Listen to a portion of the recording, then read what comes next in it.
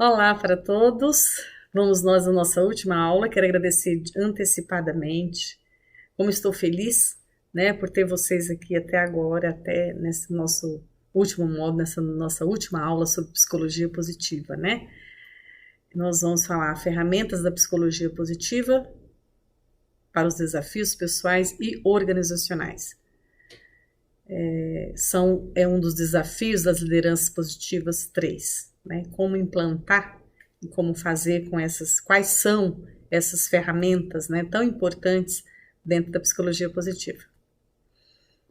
Então, essa ferramenta da psicologia positiva, ela age como agente de mudança, né?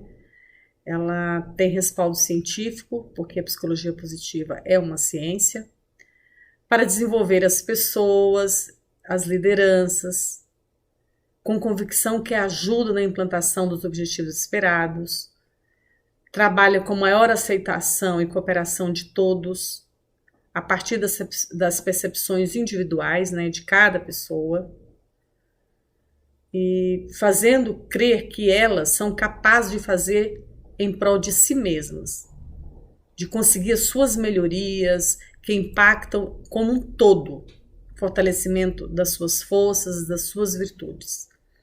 Então, essas ferramentas, basicamente, elas podem e devem ser aplicadas no mínimo 2 chapéus, né? No primeiro é que pode ser aplicado por um profissional de dentro da própria empresa. Obviamente, dentro dos requisitos que a psicologia positiva exige. Ou seja, que saibam, que sejam especialistas, ou que sejam professores, ou que seja alguma pessoa ligada aos estudos da psicologia positiva. Porque muitas vezes a gente pode pegar um profissional que tem uma liderança maravilhosa, mas que ele tem uma linha diferente da psicologia positiva e começa a aplicar a psicologia positiva e não vai dar resultado, porque aquilo não é genuíno, aquilo não é perfeito para as normas e as dicas e as ferramentas que a psicologia positiva oferece, né? Então, pode ser feito por um profissional de dentro da empresa, mas, por outro lado, esse profissional tem que ser preparado para isso, né? E o outro chapéu, no segundo momento, é um consultor externo, é a contratação de um consultor externo, né?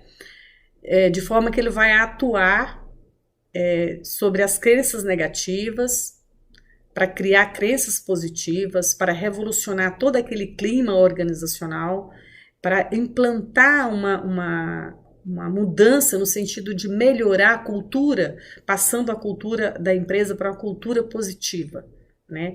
E esse consultor externo, ele tem que fazer um estudo minucioso de toda a empresa. Ele tem que saber o funcionamento daquela empresa, como está funcionando hoje, para poder traçar planos e estratégias positivas para um funcionamento adequado. Isso em conjunto com todo mundo, em conjunto com os CEOs da empresa, em conjunto com os funcionários da empresa. E nisso, as ferramentas da psicologia positiva deverão ser usadas com diplomacia, com eficácia, né? Essa pessoa, o consultor, a consultoria de uma maneira geral, tem que ser revolucionária, mas tem que ser uma revolucionária para criar esse clima saudável, né? Cheio de emoções, prevendo todo o lado comportamental, porque como nós já vimos lá atrás, mudança não é fácil. Até a mudança com a implantação da cultura positiva, da cultura organizacional positiva, pela psicologia positiva, também são desafios, né, para os profissionais da área. Então, esses métodos, técnicas e instrumentos que devem ser usados pelos consultores, vamos dizer assim, né, tanto interno como externo, também faz parte dos nossos usos de métodos e técnicas e instrumentos normais. Só que a gente vai usar ele com a inserção da psicologia positiva. Pode ser com o método de observação, as entrevistas, dinâmicas de grupo, a escuta e intervenções verbais, os objetivos e as demandas, coleta de informação, integração de dados, as devolutivas, só que usando esse linguajar da psicologia positiva. usando os métodos, por exemplo, a devolutiva, usando o feedback positivo, né, que nós aprendemos lá nas outras aulas. As entrevistas também, desde aquela entrevista de contratação, né, até aquelas entrevistas já para definir o clima organizacional, por exemplo, a medição do clima e outras entrevistas, as dinâmicas de grupo, né, de forma que todos participam, que todos tenham oportunidade de participação, que não sejam feitas dinâmicas de grupo de maneira asquerosa, né, de maneira que ofenda certos membros daquele grupo ou daquela equipe, né? Então, esses métodos, técnicas e instrumentos, eles têm que estar ligados diretamente à psicologia positiva. Daí a necessidade de que o consultor realmente entenda dessa ciência. Porque a psicologia positiva, ela basicamente é engajada em fases, né? Com intervenção baseado em auxiliar, né, o indivíduo a ter uma vida mais prazerosa, de mais prazer, de mais engajamento, com mais sentido. Por isso que ela oferece duas, que é a prevenção e a potencialização. Essa história da prevenção, nós já até falamos sobre isso, que é a mesma coisa que você não espera ficar doente para tomar um remédio ou fazer um exercício físico. Você previne, porque você não vai precisar tomar a medicação se você se prevenir, se você tiver uma saúde boa. A mesma coisa é a saúde das empresas, né? A prevenção é uma das bases da psicologia positiva.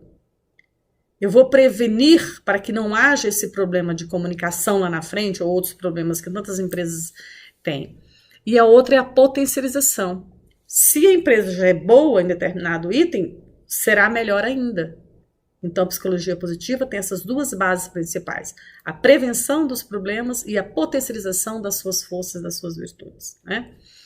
Dentro da empresa e com as pessoas. E para quê? Para ter os principais 3 caminhos da psicologia positiva. São vida prazerosa, vida significativa e vida plena. À primeira vista, a gente acha que é tudo a mesma coisa, mas não é. Já que lá nas nossas aulas nós explicamos o que é prazer, né? O que é vida significativa, o que é vida plena. Então, a gente já está sabendo que vida prazerosa é viver emoções positivas. E vida significativa é ter um significado e um propósito nas nossas vidas. E vida plena, nós vamos, por meio de nossas forças e do nosso caráter, a fim de desenvolver o seu potencial, o potencial da sua vida humana. Aí você tem uma vida plena, né? Uma vida de felicidade. E as ferramentas principais que eu coloquei aqui, existem muitas ferramentas, e eu coloquei aqui a principal, que são as que eu mais uso, que é o VIR, né? Do Instituto VIR, que ele é para a definição dos conceitos da qualidade e potencial máximo nas pessoas, que é aquela história das forças, né, de caráter, né, que todo mundo tem e tal, mas que algumas forças são mais esquecidas. Então, com esse VIA, a gente consegue extrair das nossas virtudes, das nossas forças, as principais características que formam a nossa identidade, que pode estar muito forte e pode até prejudicar, ou pode estar muito fraquinha e pode também nos prejudicar. É criar esse equilíbrio entre as nossas forças, né? E esse VIA, eu coloquei na apostila lá aonde a gente acha, né, o site que a gente acha esse VIA, que a gente pode fazer até determinado nível, é gratuito. Tem vários idiomas e é gratuito. Então, a gente pode nos testar, né? Para fazer achar lá as nossas forças.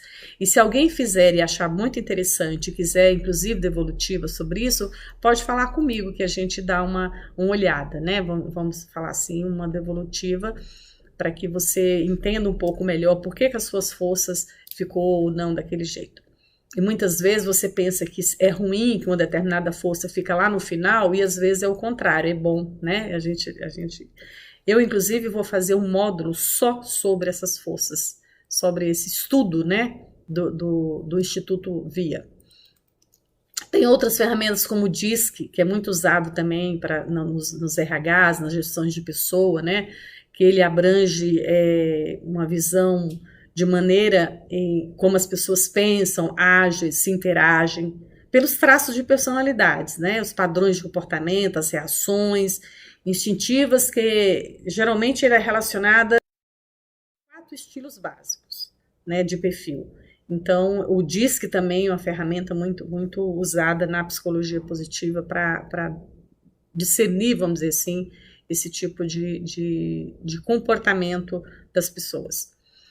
E o Instituto VIA, já falei sobre ele, né? Então, é que você descobre os seus pontos fortes, né? As suas forças, e onde elas podem ser alencadas, vamos dizer assim, na sua vida. Existe o Karma, que é uma ferramenta do Wake Up, é uma ferramenta também que ele tem em estado físico, e agora eles estão passando também, assim como o VIA, já tem lá na internet, eles vão também agora fazer uma plataforma só para